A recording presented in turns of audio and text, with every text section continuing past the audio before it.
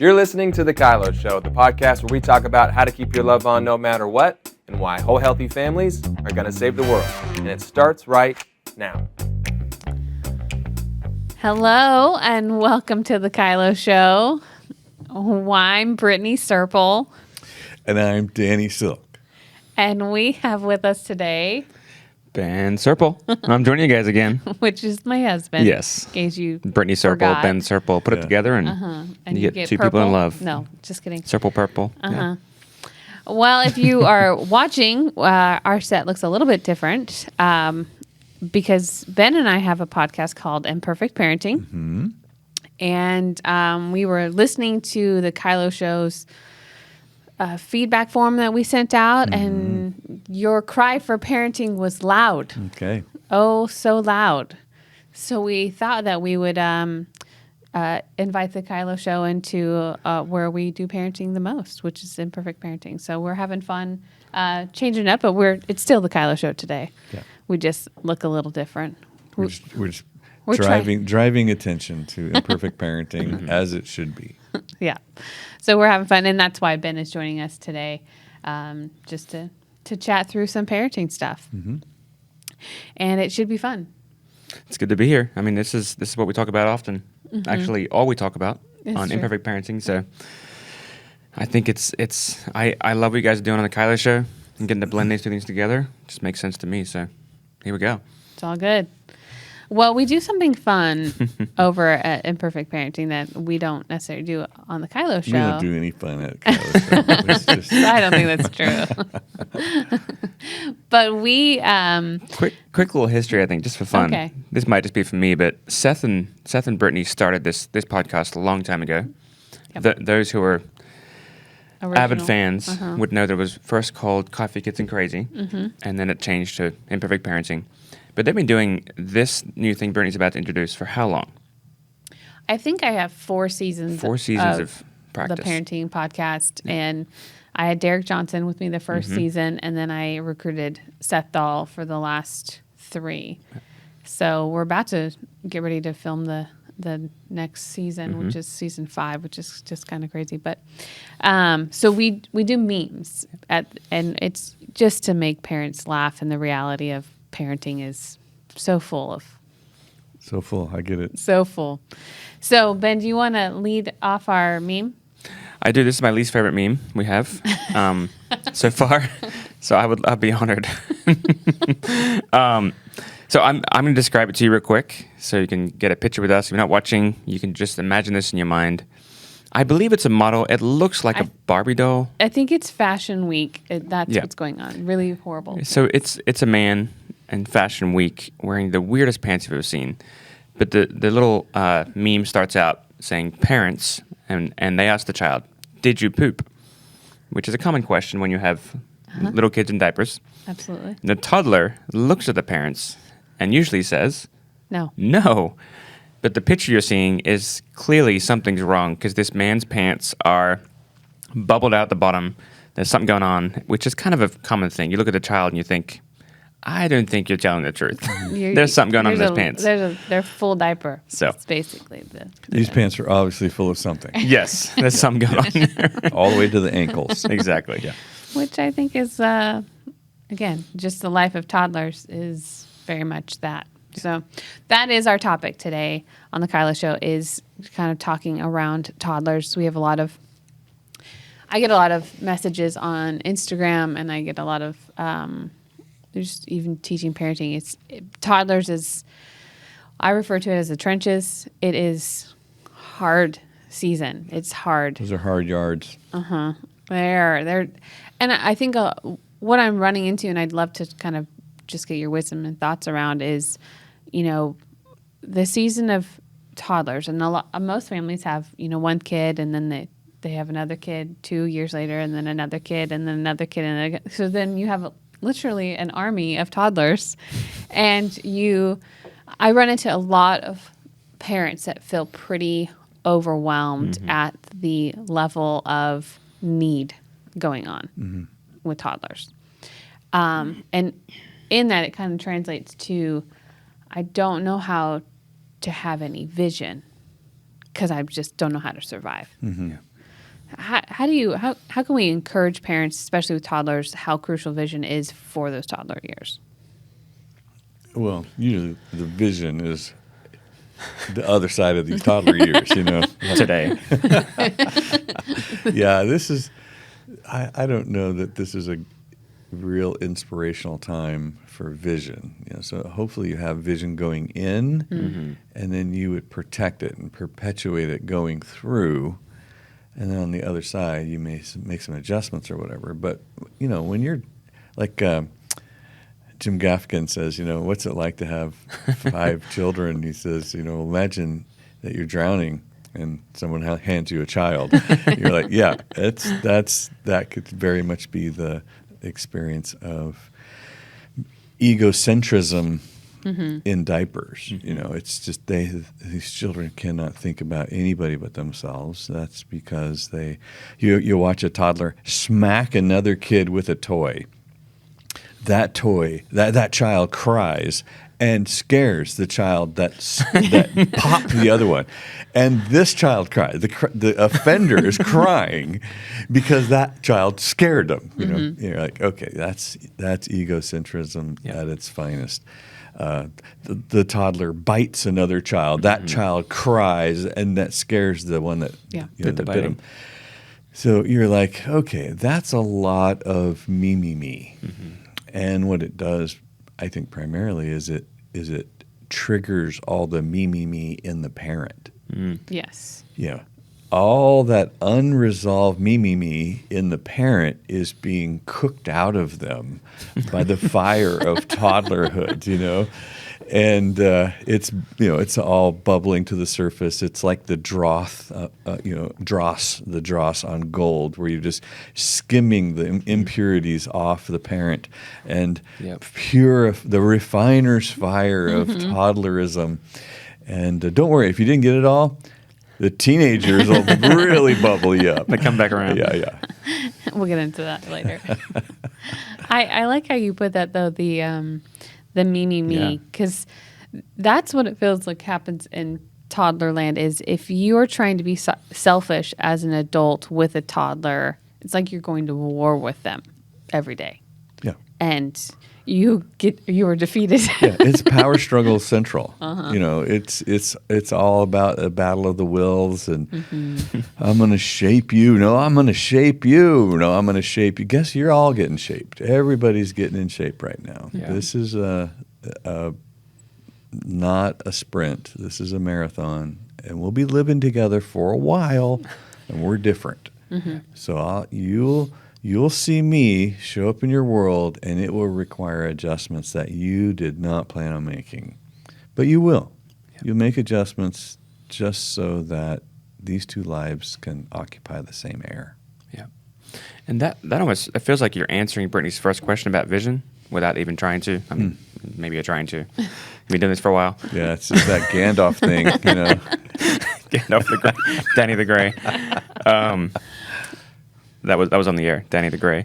But I think just even how you're describing the sacrificial love that parents are invited into or warring against if they're still working through the me thing, I think that feels like the vision. Like, my job is to lay my life down for you and love you in such a way that it does lead you to a different way of doing it as you grow older. But that feels like the vision. Like, okay, when I get up today, it's not about me as a parent. It's not my way. It's not my needs most important. It's practicing love over and over again when it's most uncomfortable. Yeah, there's a zillion lessons in getting married, getting pregnant, having this child, being drugged through infancy and sleepless nights and spit out on the beach of toddlerism. It just goes on and on and on and on. And it really is, I think, God's attempt to separate us from the love of this world. The love of this world tries to hold up a mirror of unachievable perfection. Yeah. And every time you look in that mirror, you feel bad. because you're just not living up to it. Like it starts in marriage and it's supposed to be some kind of movie. And, and it's not. And you're like, oh my gosh, this is a horror movie. What's happening? This person is not who I thought it was. This person is, trying to make me change, and how dare them, and, all that. And then pregnancy and stretch marks and, the birthing process and all that goes on, and the infant and the child and how we act when we're that tired together, and all the stuff. You look in the mirror and none of that's happening in the mirror. Yeah. And you're thinking, I'm failing. I'm a failure. Look at me. I'm different. I don't measure up to anything out there. And now the mirror is like HD 1180, 1280, whatever that is, green 14, screen. 1580. I can't remember what it is now, 1680. It just is perfection. It's like screaming back at you with social media and all that stuff. And you're like, this is really intended to help you learn how to lay your life down. Yeah. And you'll be doing this for the rest of your life. Yeah. And I think people get scared of that. They get scared of that mirror now. They're like, oh my gosh, I don't want to get married. I don't want to have children. I don't want to. I watch all my friends just look in the mirror and feel so bad. I don't want to do that. I'm like, yeah, well, that's how you get tricked into not learning how to lay your life down. So good. Even though it's literally, they're Adam and Eve come together and they're supposed to go and subdue the earth. They're supposed to go and occupy, take space, and that is very much what it feels like scares everybody away. Is this I'm this stripping of myself, or this perfection that I'm seeking after, and it is not.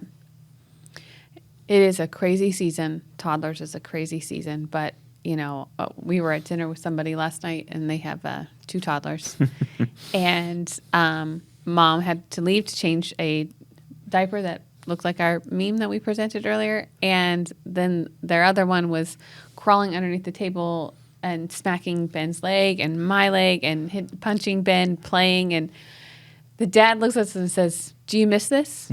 And I laughed. I said, "I don't miss this moment right now in a restaurant where he was just screaming a moment before." I said, "But I do miss."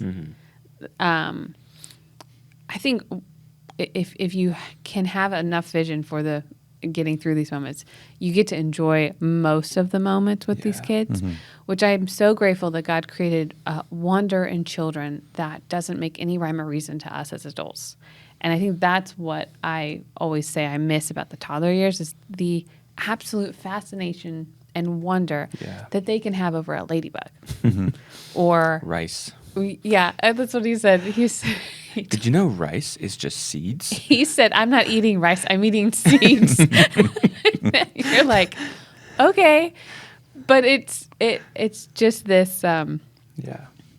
I think that's the gift in toddler land. If you choose to come back to God's creation and majesty and beauty of what He creates, is He gives you these little kids that are so dependent of you. They're just little seeds. They're just little seeds. Little rice. That adore you more than anything else. Yeah. And, I think we've had some of our most breakthrough moments with understanding the love of the Father by looking at our kids and how they see us, especially in toddler years. It's not tainted. You are their everything. Yeah. You are the happiest place, the safest place, and it's the biggest meanie. The biggest meanie, you doo-doo head, whatever it comes out of. But it's, that I think if you can take the moment to kind of look back and I guess see God in these little moments of his how spectacular He is in creation, that He gave you this little gift that's going to make you stop and literally smell the flower that is a weed on the side of the road as you're walking, that you wish we could just make it to the park. But I think it's just a gift that they can bring, and you can choose to see it as a frustration. I'm guilty of that in those years. But, looking back at having almost all teen kids, I will never get those moments back. Mm-hmm. They're not stopping to smell the flowers on the side of the road or the sidewalk or look at the ladybug quite like they used to. And probably the fuel for having a vision in those years is really the ability to step outside of your experience and with some kind of perspective, look at what your child's seeing, thinking, learning, experiencing, and see it like the Father would look at us. Like, I can't imagine that we ever evolve past toddlerhood in comparison to our Father's majesty. You know, I just wonder what it must be like for him to have 8 billion toddlers. You know, it's pretty messy. Yeah, great perspective. He has effectively created a playpen. You know, like, you guys stay right there. You guys just stay right there. Every now and then they try and leave it and go to the moon. No. Mm-hmm. You're only so limited. You can't last out here for too long. Oh, that's funny. Yeah, I saw a couple at church yesterday, and they have a toddler, and they're like, I went, wow, aha. You know, they just got that look in their eyes. They do have that look in their eyes. And, it's just I think two things I'm thinking about as we're talking today is I was just reminding them about community. I think getting around other people to kind of link arms and say, all right, you okay? I'm okay. We're good. Keep going, you know. Let's keep laughing. Let's keep laughing. Yeah. Tell me your story again. Yeah. Show me that meme. But then it's just the awareness of, I think what we're talking about as well is, how do I embrace the season? Which is the perspective you're talking about, is I don't want to miss any drip that the Lord has for me as I squeeze this sponge out in the season. There's just so much to enjoy. Just amongst all the pain and frustration and the me getting burned out, as Danny's describing, you know, it's just this, there's a new season coming pretty quick here, and as much of this one that I can get, I'm gonna grab all of it, because I think that's something the Lord's been teaching me for many, many years. I just told a friend the other day, I feel like I'm doing it again. You know, I want to embrace this season and not miss where I'm at. So it's just the same thing as we turn a corner, just a new season that I don't want to miss what He has for me here. Hey, Ben and Britney, Surple here. So every parent from the beginning of time has discovered that kids don't come with a manual. Parenting is a learning journey from the beginning to the very end, and it's full of lessons, challenges, questions, mistakes, and lots of messes. One of the biggest reasons so many of us get scared, discouraged, and overwhelmed as parents is we think the goal of parenting is to be perfect parents who raise perfect children, which leads us to move towards a fear-driven strategy that focuses on avoiding messes and use control and punishment to change their behavior. This is why we created the podcast Imperfect Parenting, to talk about the true goal of parenting, a safe, loving, heart-to-heart connection with our kids as we guide them on their own journey to becoming healthy, confident, and emotionally intelligent. Seth Dahl joins Ben and I to bring you the tools you need to be fully engaged in the journey of building a healthy, connected family culture where your children can thrive. So, if you're a parent, join us for some laughter, relatable stories, solutions to those tough questions, and insights into the challenges we all face on this parenting journey. You can listen by searching Imperfect Parenting on Apple Podcasts, Spotify, or YouTube. We'll see you there.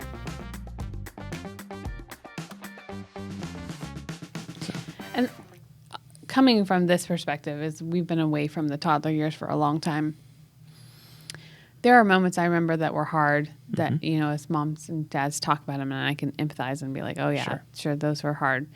But I don't actually, the first moments I think about with toddler, when I go back to the files of our kids being toddlers, I don't think about being miserable. I think about the things that made me laugh, the things that make their little personalities come out, the things that I can still see in them today, you know. Like Adeline, I mean, she was a really easy baby, and she was so quiet and just super chill. I mean, that was the joke about her. Saving it up. She was so chill. Nothing. No chill, no attitude, no cry. She didn't even do anything as a baby. She was so easy. And then I think I have it on camera. Her and Delaney are in our bathroom, and there's a big mirrored closet doors. And she turned around and she starts shaking her little butt. And Lainey starts giggling. So she's shaking it even harder. And then she's making these funny sounds. And then she starts smacking her own booty. And Delaney is rolling. And from that point on, Adeline discovered how much fun it was for her to make people laugh. Mm-hmm. And that is very much true to today. And again, like I that's all I can see when I think about these. Like Ben just reminded me of, he said, do you remember that Christmas when Adeline woke up and she said, I don't feel good, and she threw up in your hand? I said, no, I don't remember that at all. You cupped your hands and caught it? I said, I have no memory of that. But that's the thing. It's like, I'm sure in that moment that was the last thing I wanted to do, but I did it, and here we are. I don't remember that. I can't even find that memory. And it's the Lord protecting you. Yeah, probably. But I just find all the good moments, and there was lots of hard moments, but I try and encourage parents to do just that, to go back and to look at it with a different perspective of, you're never going to get this season back. It is really hard, but can you have a vision for what you're creating after this, and take one day at a time? And if you're successful in that, you had, a day where you gave great choices all day long, are you happy with that? Like, I think that you have to change the goal a little bit sometimes in defining what success is with toddlers. And that's part of that mirror analogy that you gave. I think we're searching for perfection. And if we don't change the goal short term, it's like little tiny goals. We need little tiny goals all along the way. Otherwise, we want to quit. I was going to ask both of you, or either of you, you've both written parenting books at this point. But thinking about the tools we implement and practice and talk about at Loving a Purpose, the parenting tools, how do you both see that interacts with vision? Meaning, as parents are learning this vision, like, okay, this is the perspective, this is why I keep going. How are the tools helping that? I would say that all the tools that we've practiced, either from Loving Our Kids on Purpose or Imperfect Parenting, has been methods of directing behavior in the child, directing character in the child in a fashion that protects and strengthens the connection between you and the child in the process. Like you could scare a child into submission easily, but fear casts out love.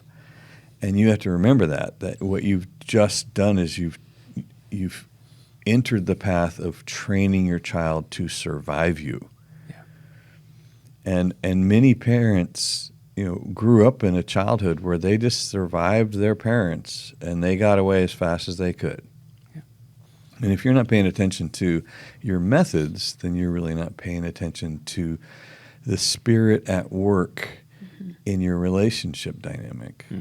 So all of our tools and all of our training is to make sure that love is the coach and the counselor throughout this whole process, and that on the other side of the child learning through discipline, learning through curiosity, learning through failure, that there is a bond, that there is a precious bond that's meaningful to me, obviously, but it's equally meaningful to my child, so that they begin to make decisions to protect that, independent of my will and my coercion. I'm like, I can't coerce you into loving me. I can't intimidate you into loving me. I can't punish you into loving me.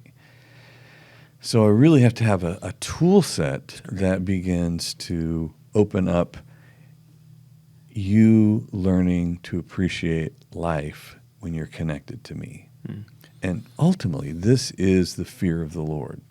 The fear of the Lord is my fear of being disconnected from the Lord, not my fear of being smoked by the Lord.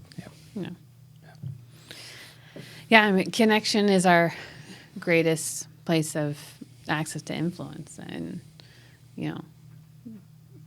I'm still in parenting land where they're not all adults, but we do have one adult, which it just proves my theory for me, like never before. Like, okay, this was all freaking worth it right here, because payday. Yeah, it totally feels like that. Is that our ability to have vision, to humble ourselves in the sea of being confronted with our own selfishness or faults, and finding something that I felt like could reflect the Father's heart and could help me not feel powerless to this little being. I think that's my personality. Feeling powerless is terrifying. I hate feeling powerless, and it brings out the worst in me. So finding something, a resource and a tool that helps me feel powerful, that helps me feel like I have purpose, that I can then implement in all these different seasons, that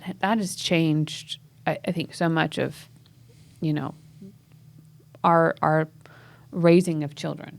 Is and the great thing is I think we just kind of get better at it. We just get better at it as you keep practicing these tools. If you try it and then put it down and then try it again years and years later, you didn't make up any of those times in these years that you were supposed to be practicing. You put it down, and so I think that's the other big part for me, is that ability to be consistent, and see the fruit in that consistency.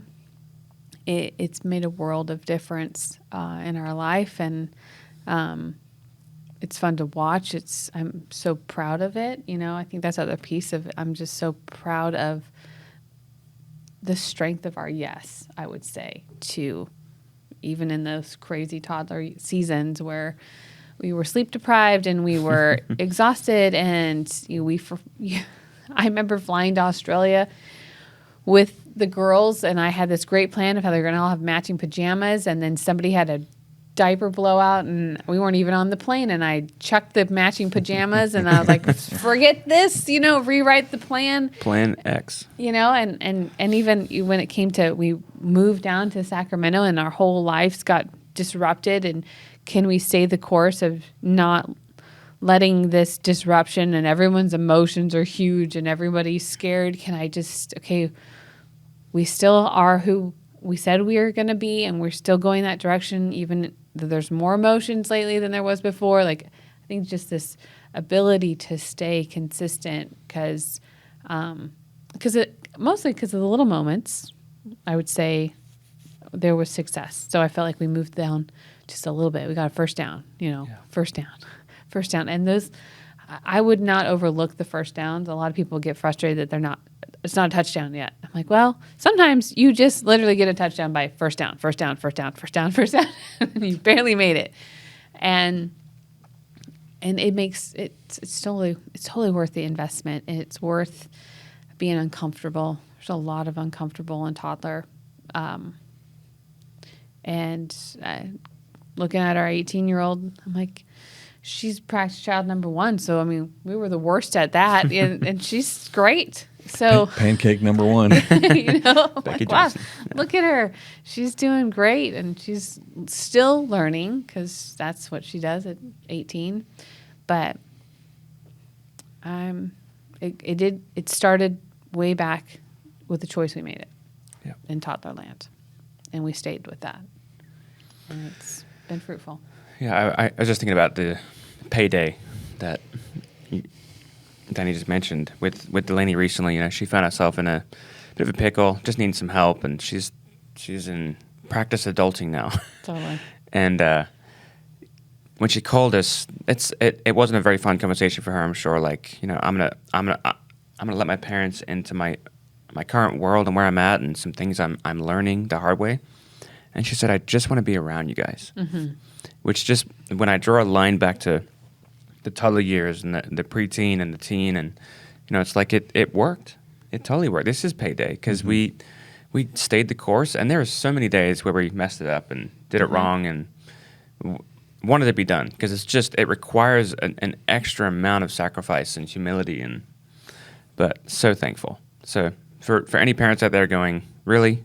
Like, really though? Yeah, really. Yeah. We should answer some questions that I get all the time since you're on here. I would love to have some of these parenting questions just answered before you swoop away to the next episode. But Toddler, I'm always on here. I don't know what to... I just mean we're going to transition to the next topic. And toddlers, this is one that happens all the time with toddlers, is that you get a toddler. Our friend said it last night. He said, she's our biter and our hitter. He said, as soon as something happens to her, she has nothing but a gut reaction to punch you. And I was just laughing because I know the parents. So it was making me giggle. But you've got a toddler that's biting or hitting all the time. What do you do? Because maybe they're getting kicked out of daycare. Not that ever happened in my life, but Yeah. Well, there's so much about a child's expression of their emotions behaviorally that are no fun. It's just no fun. So you just, we'll pick up a love and logic tool from, the 90s or the 80s or whenever that started, and back in the 1900s, and it still works today, which is, you begin to implement no fun. Oh, honey, no fun. And so when you start classifying behaviors as,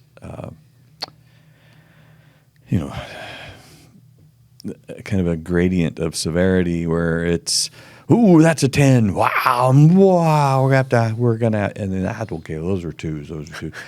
Then you're over responding in a moment, and that child eventually begins to realize, this is power right here. I can make you crazy with this one right here. You are so scared of this behavior. And that child will just play on that end of the piano just to get you to feel powerless, just to win the power struggle, because so much of this is power struggle. So if you can just keep it even and go, oh, that's no fun. Oh, that's no fun. As much as coming out of your room after I put you to bed is no fun, biting is no fun. Touching somebody's pee-pee is no fun. Oh, honey, that's no fun. Oh, that's no fun. I'm just shaping you with no more of that, please. Let's do this.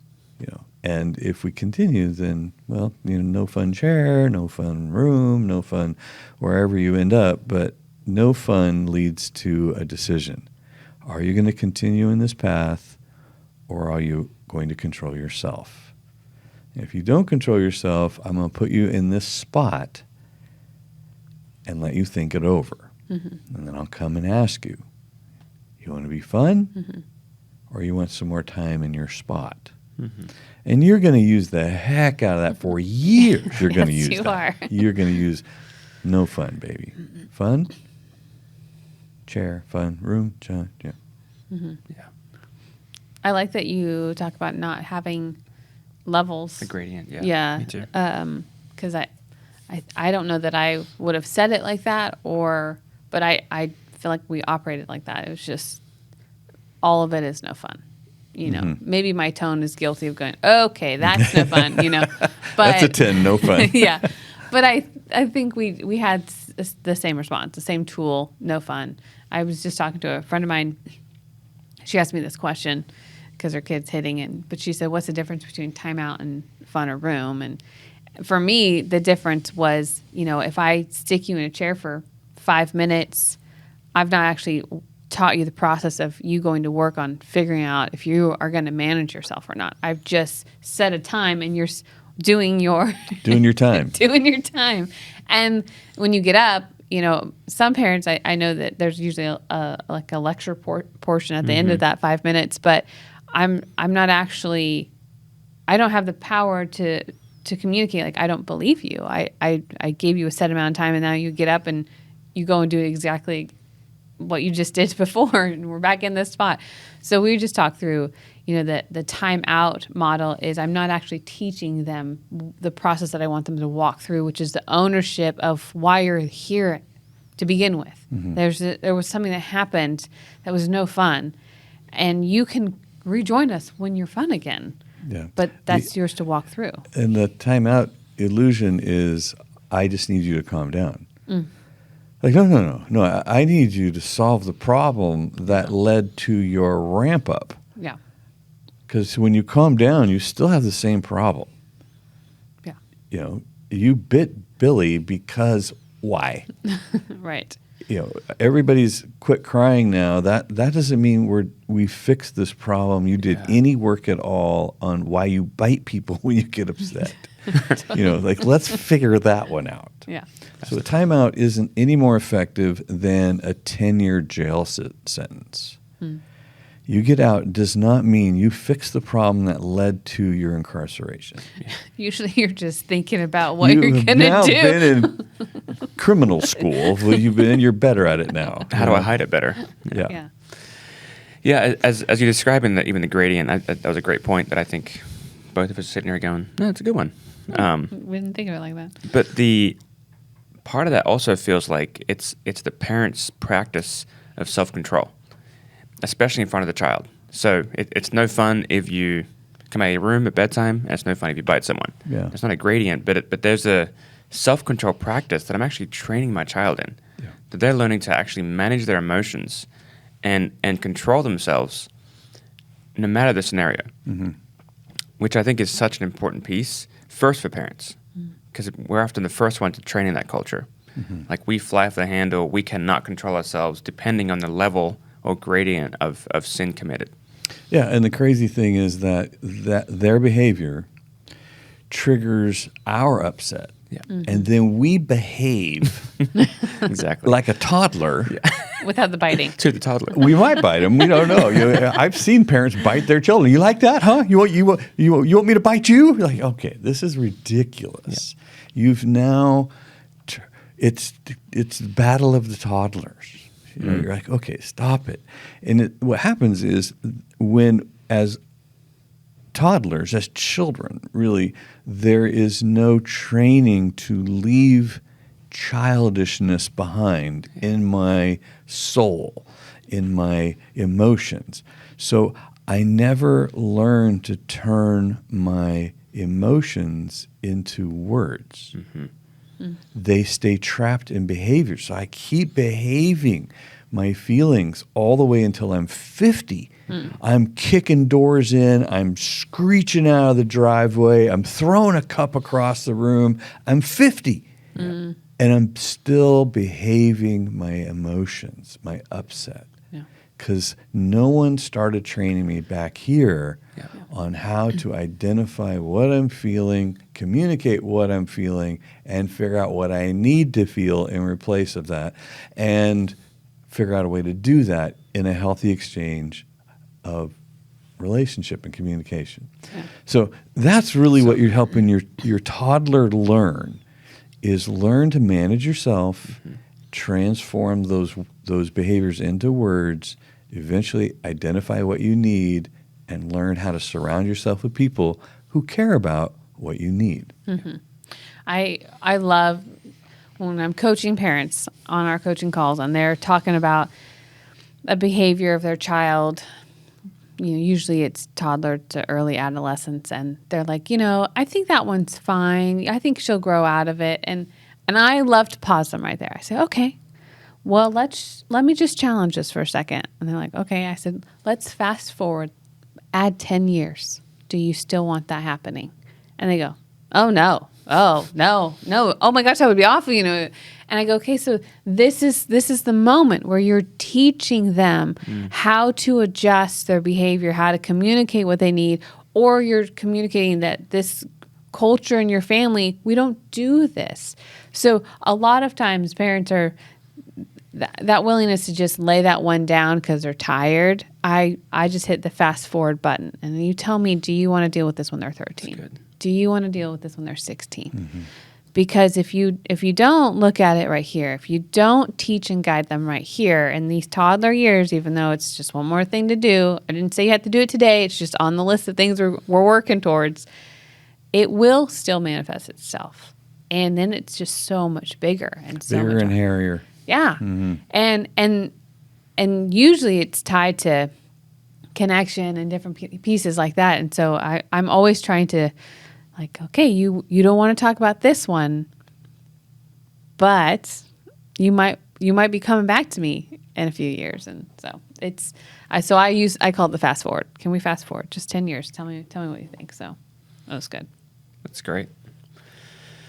So helpful. I think parents, you have it in there. It does take practice. It is reps, which I've probably heard too many times to count. Just keep practicing. I wouldn't say who at this table has said that to me many times, but well, I tell you that all Gandalf. the time. Yeah. just call me Jim. But it really is. I mean, that's, my success coming into this family. Danny started when Britney was 8. Let me get the story close. So this Silk family had some preparation and practice, and I jumped in going, okay, what are we doing here? We have a baby now. We have a toddler now. We have a preteen now, And so just the practice over and over again has proven to work and stuck. So first of all, thank you to this table. But then also, I think the parents out there, just keep going. It's and find the community of people that are going in the same direction, that will push you back in the game. Like I'm tired too. It's hard. I get it. Get back in the game. You'll be happy you did. Yeah. Well, great episode on the toddler portion, and hopefully all of our KYLO Show listeners with toddlers feel a little bit more relieved and hopeful that it's going to be okay. Here's some great tools. And really, what we're chasing after is that whole healthy families are going to save the world. And it starts with that, little toddlerhood. I mean, this is just the beginning of making a whole and healthy family, and it requires mom and dad to lean in. So we believe in you. We're for you. Thanks so much for listening, and we will see you next time. Thanks for listening. Never miss an episode of The KYLO Show by subscribing to Apple Podcasts, Spotify, or watch us on the Loving on Purpose YouTube channel. Don't forget to submit your questions and testimonies to thekyloshow.com. The KYLO Show is produced by Ali Armerding, co-produced by Ashley Beck and Anna Hill, sound engineered and edited by Taylor Silk, and show promoter Krishna Zamora. Don't forget, whole healthy families gonna save the world.